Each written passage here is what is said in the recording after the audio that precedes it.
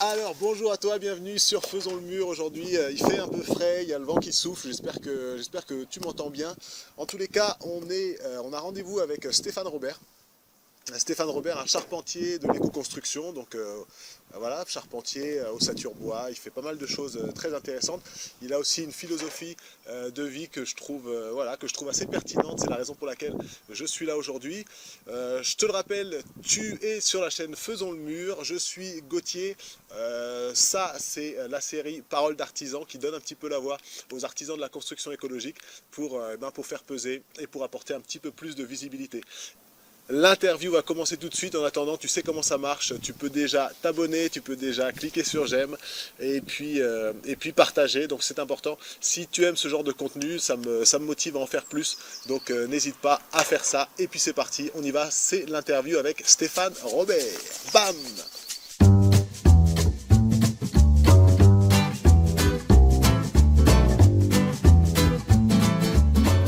Alors bonjour Stéphane. Salut. Bienvenue à côté de moi. Bon voilà, je passe un peu l'introduction. Je te remercie d'avoir accepté de me retrouver sur ton chantier pour ce petit entretien. Et avant d'aller plus loin, je te laisse te présenter en 2 mots. Donc, qui es-tu professionnellement, civiquement, tout ce que tu peux nous dire.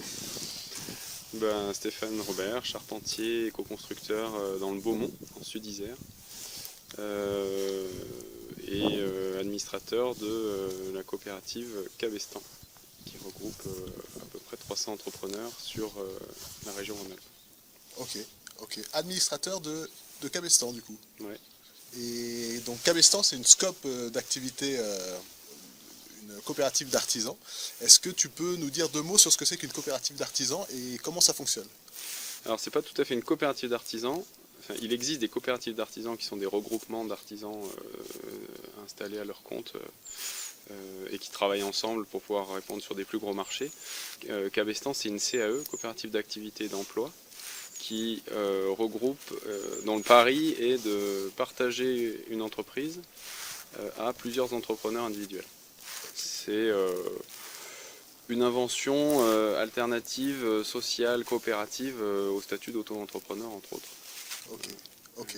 Une alternative qui se veut cohérente et qui a pour objectif de se permettre le luxe d'avoir des droits sociaux et pas juste de cotiser, et donc de cotiser pour des droits sociaux. Ok. Donc des droits comme l'assurance maladie, congé, chômage, clairement. Principalement, voilà. Ok. Plus donc voilà, ça c'est le statut. Après, l'avantage, le pari, l'objet, c'est aussi donc d'avoir un statut de salarié et de mutualiser dans une entreprise un certain nombre de services tout en gardant une indépendance d'activité. Ok. Et toi, c'est le statut que tu as choisi dès le lancement de ton activité. Ça fait combien de temps que tu es à ton compte? Ça fait 9 ans. 9 ans. Et alors, comment ça a commencé? Comment est-ce que tu es devenu charpentier? Parce que je sais que ça n'a pas été ta première vocation. C'est pas mon premier métier. Ouais, je ne sais pas si j'ai déjà eu une vocation. J'ai eu un premier métier dans l'aménagement, l'urbanisme, l'aménagement du territoire. C'était mon premier métier pour le coup, dans lequel je suis resté 8 ans. À un moment donné, j'ai eu besoin de passer à du concret, du tangible. Je pense qu'il y a une certaine continuité, mais de la théorie de l'urbanisme, je suis passé, en passant par un CAP, un bilan de compétences et un CAP, à l'éco-construction. Ok. Et donc, ça n'a rien à voir les 2 activités l'une avec l'autre? Ça n'a rien à voir concrètement, mais moi j'y trouve une forme de continuité, une sorte de retour à l'essentiel finalement, parce que l'urbanisme, ça reste, c'est très important, mais j'ai trouvé ça, il y a un moment donné, j'ai été usé de ça, et notamment de l'inertie et du côté très politique des choses, ce qui fait qu'à un moment donné, tu perds le sens. Peut-être j'ai été un peu idéaliste, quoi. Après, un chantier, il y a toujours des compromis, ça peut être compliqué, mais au moins quand c'est fini, on peut voir, c'est fait, c'est bien, c'est pas bien, les clients sont contents, sont pas contents, ça fuit pas. C'est tangible. C'est tangible. Ok. Et donc là, on est en mars, il neigeote un petit peu. Il faisait -2 ce matin, tu m'as dit tout à l'heure au téléphone. Il doit toujours faire -2, je pense. Il doit toujours faire -2. L'hiver était assez long cette année. L'été, enfin, après une petite pause, il y a souvent un gros cagnard qui revient. Donc toi, qu'est-ce qui te plaît qu'est-ce qui te passionne dans la charpente pour être passé du bureau à ces conditions quand même un petit peu plus rudes? Alors charpente, éco-construction, construction bois, etc. Dans les choses qui me motivent, il y a le fait d'être à l'extérieur, il y a le fait d'accompagner des gens relativement en amont sur leurs projets, sur des choix de matériaux, des choix de conception, sans être dans l'architecture, en étant vraiment dans le concret, et d'être capable de les accompagner à la mise en œuvre aussi. Donc il y a aussi ce côté collectif du travail d'équipe. Moi je travaille, même si j'ai une activité d'entrepreneur individuel, je travaille tout le temps pratiquement avec des gens, soit d'autres entrepreneurs de Cabestan, soit des gens que j'embauche en sous-traitance, soit éventuellement le client régulièrement. Ok, d'abord. Voilà, après, moi j'ai fait de la charpente au départ parce que c'était une bonne porte d'entrée pour l'éco-construction. Aujourd'hui l'éco-construction, il commence à y avoir des diplômes certifiés en éco-construction, mais qui sont un peu touche à tout et qui du coup sont pas très simples à défendre devant une instance, une assurance. C'est juste. Et quand tu t'es lancé, quelle a été la plus grosse difficulté? Parce que j'imagine que c'est quand même, c'est peut-être pas évident de se lancer. Il y a eu des freins particuliers? Non, j'ai vraiment eu l'impression que ça s'est fait de manière fluide. Moi je pense qu'il y a vraiment de la place pour les gens qui ont envie de s'intéresser et de mettre en œuvre et de faire leur chemin dans ce domaine-là, le domaine de l'éco-construction. Après, il faut un peu de discernement, être un peu malin. Moi, il y a plein de choses que j'ai commencé à faire sans les maîtriser complètement. Oui. Mais par contre, je crois, eu toujours la sagesse d'aller chercher les compétences quand je ne les avais pas. Parce que quand on s'engage vis-à-vis d'un client, on ne peut pas se permettre d'expérimenter. Voilà. Et ensuite, moi je travaille quand même beaucoup en rénovation.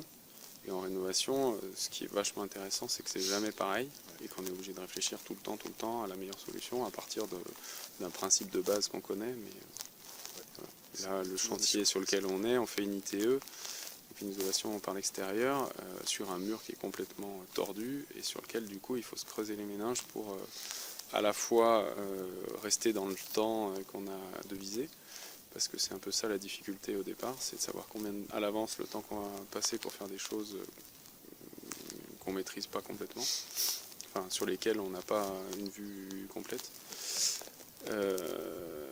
Et en même temps faire quelque chose de qualitatif. La difficulté, je trouve, quand on se met à son compte, c'est d'estimer le temps.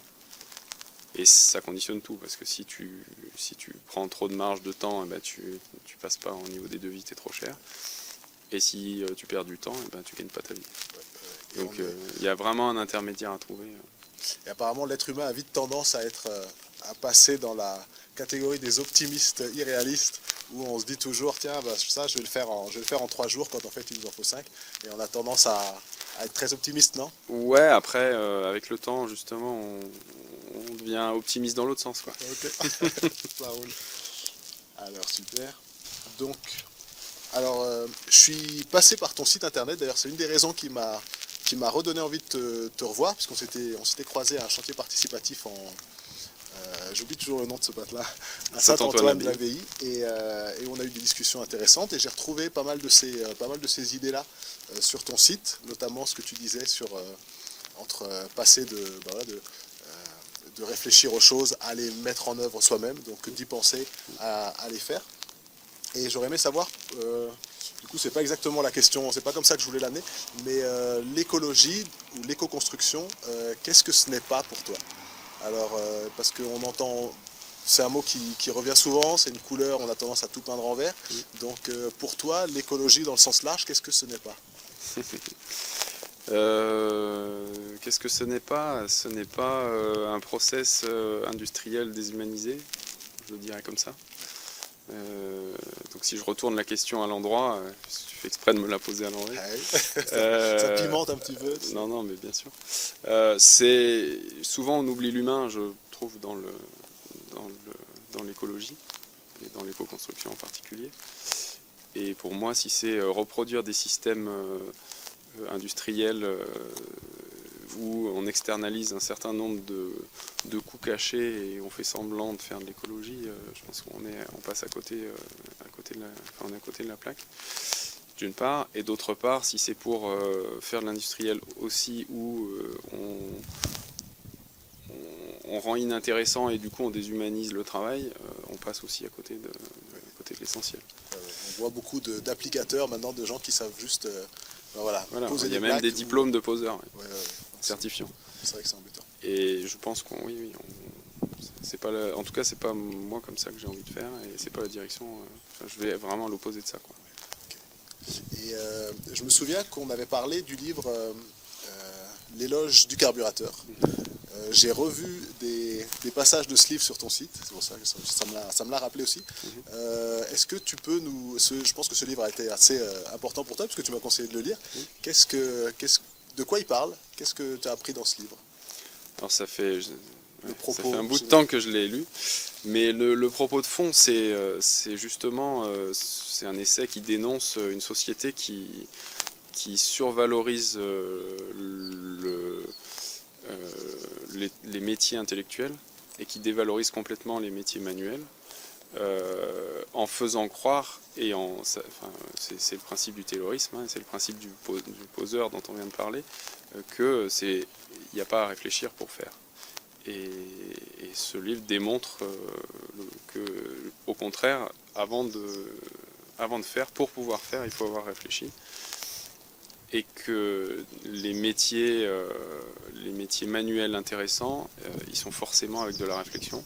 Et si on enlève la réflexion, on devient des robots. Et donc on a tous les symptômes sociétaux actuels de perte d'intérêt et de stress et de dépression.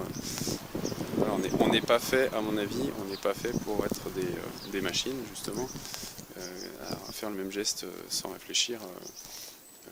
Pour du rendement et pour enrichir le capital. Et je peux confirmer, en ayant vu des artisans qui avaient quand même pas mal de bouteilles, qu'il y a vraiment de l'intelligence dans les mains quand on voit certaines personnes travailler, où le bon geste au bon moment. Et après, ça se manifeste, enfin on n'a pas tous le même caractère, pas tous le même, ça se manifeste de plein de manières différentes. Moi, dans ma pratique et par mon parcours, je ne suis pas forcément dans le culte de l'excellence technique que peut avoir un compagnon. Par contre,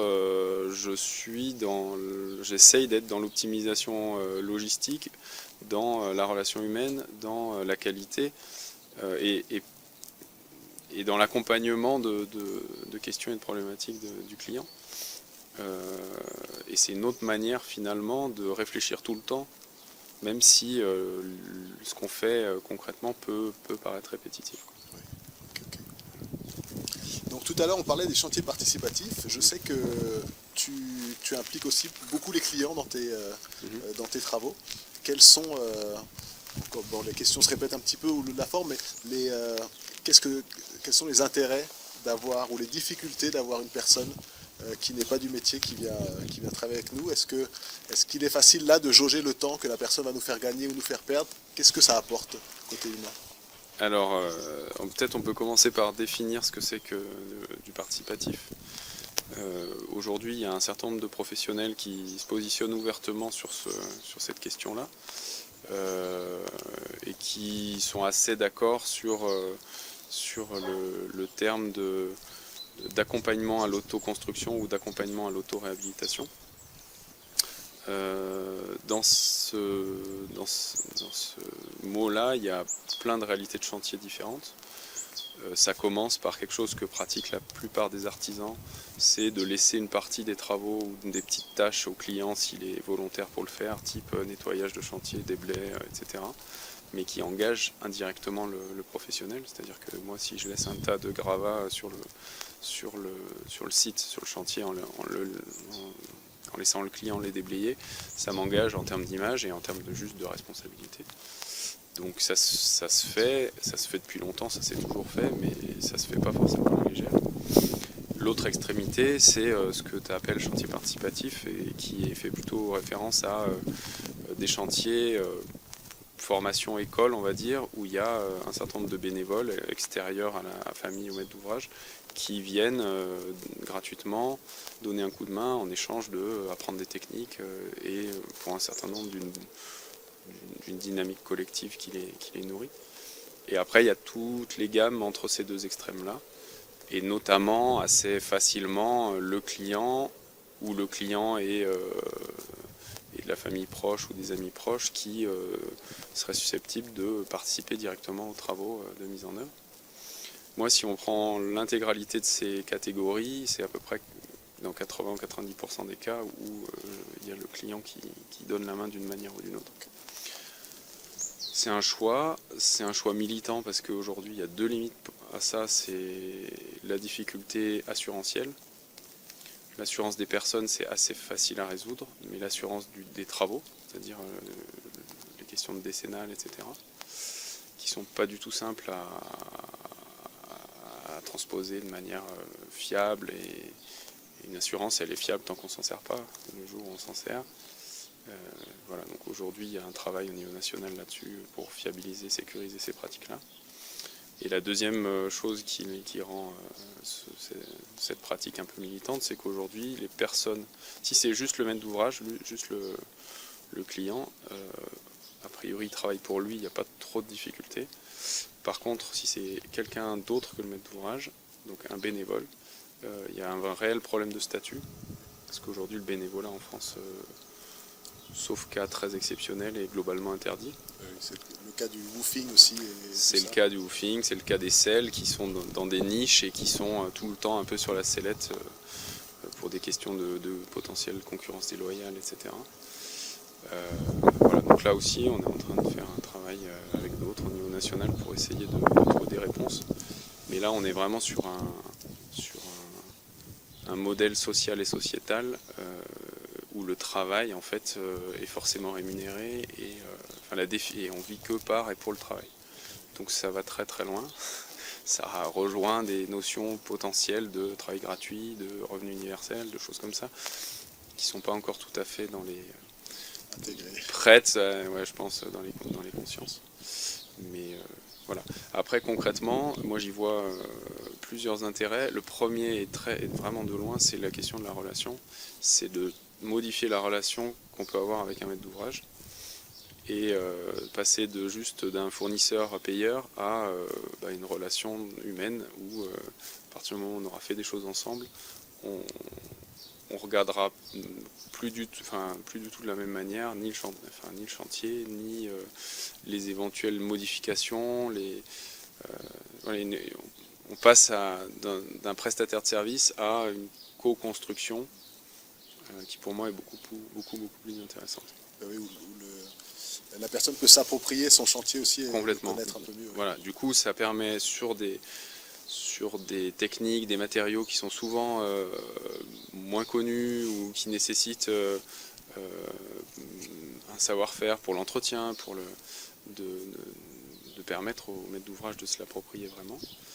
Ça permet aussi, quand on a des matériaux qui peuvent être plus chers, ou en tout cas plus chers à mettre en œuvre. Les co-constructions, il y a un certain nombre de matériaux, c'est pas forcément le matériau qui coûte plus cher, mais ça peut être le temps de mise en œuvre qui peut considérer un surcoût. Qui est très taxé. Oui. Qui du coup pénalise, et c'est particulièrement vrai en maçonnerie, ça peut permettre de faire passer dans un devis, dans un budget, si y a une partie de la main d'œuvre qui n'est pas rémunérée, donc qui n'est pas facturée, de faire passer dans un budget un certain nombre de techniques qui seraient disqualifiées sur un du standard. Quoi. Et très bien. Eh ben, écoute, on arrive pas loin de la fin de l'interview.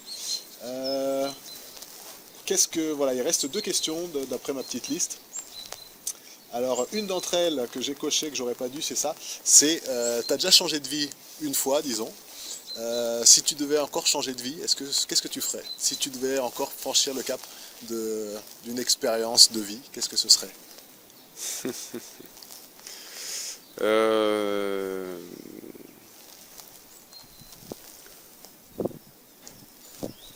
Bonne question. Bonne question. Bonne question. Il y a plein de possibles en fait. Ok, Je pourrais être voyageur avec mon sac à dos, je pourrais être paysan, je pourrais être bénévole universel avec un revenu universel, je pourrais être... voilà. ok, il y a pas mal d'options. Ouais, pour le moment j'ai des enfants, je suis plutôt enraciné, mais c'est pourrait que j'ai des ailes qui poussent un jour. Ok, cool. Et puis la dernière question, c'est un souvenir que j'ai d'une discussion qu'on a eue où tu me disais une expression qui m'a marqué, assez pour que je m'en souvienne, pas assez pour que je te la redise par cœur, mais ça parlait de l'ébéniste qui travaille au demi-millimètre, le menuisier, le charpentier, qu'est-ce que c'était? Ouais, c'est un adage un peu chauvin de charpentier, mais qui a une forme de vérité et que j'utilise régulièrement en chantier participatif pour faire comprendre aux gens le degré de précision nécessaire. Qui dit que l'ébéniste travaille au millimètre ou au dixième, le maçon au centimètre et le charpentier travailleraient juste. Ça peut faire sourire, ce que ça veut dire, mais qui est relativement vrai finalement dans tous les métiers. On pourrait dire que tout le monde travaille juste. Ça veut dire qu'il y a des fois il faut que ça plaque, il y a des fois il faut être ultra précis et il y a des fois on s'en fiche. Et ça c'est un truc, tant qu'on n'a pas fait du chantier, on n'arrive pas à comprendre. Et peut-être c'est une des difficultés de quelqu'un, d'un débutant, alors c'est pas la question d'être à son compte, mais dans un métier, c'est de savoir le degré de précision en fonction du type de tâche qu'on fait. Quelque chose qui va être... si la caméra s'envole. Quelque chose qui va être très visible ou qui va être en appui comme des assemblages de charpente, il faut que ça plaque, il faut que ce soit précis. Une tête de chevron cachée dans un doublage ou un soulivage caché, tant que c'est horizontal, après il peut y avoir des petites... et des fois on est à 10 cm. Ok. Eh ben merci pour cette conclusion. Est-ce qu'il y a quelque chose un message à faire passer, ton site internet peut-être à visiter? Tu m'as dit que pour l'instant 2018 c'était quand même, voilà, t'avais ce qu'il fallait en termes de chantier, que tu couvrais pas après le chantier pour l'instant, parce que, peut-être je me trompe, je sais pas, j'ai entendu ça. Mais donc voilà, est-ce que... Non, moi j'ai pas plus, moi je fais pas de prosélytisme, mais les gens ils trouveront mon site internet s'ils ont besoin de temps. Ok, je le mettrai dans la description, allez faire un tour, il y a des très beaux messages. Donc merci beaucoup Stéphane. Eh ben avec plaisir. Et puis voilà, on va aller se réchauffer quelque part, parce que moi j'ai pas de gants, t'as remarqué? En rangeant, ah ouais, moi j'ai mes gants maxi terme. Ouais. Ouais, je vais aller ranger le chantier. Bon, eh ben merci beaucoup. Salut.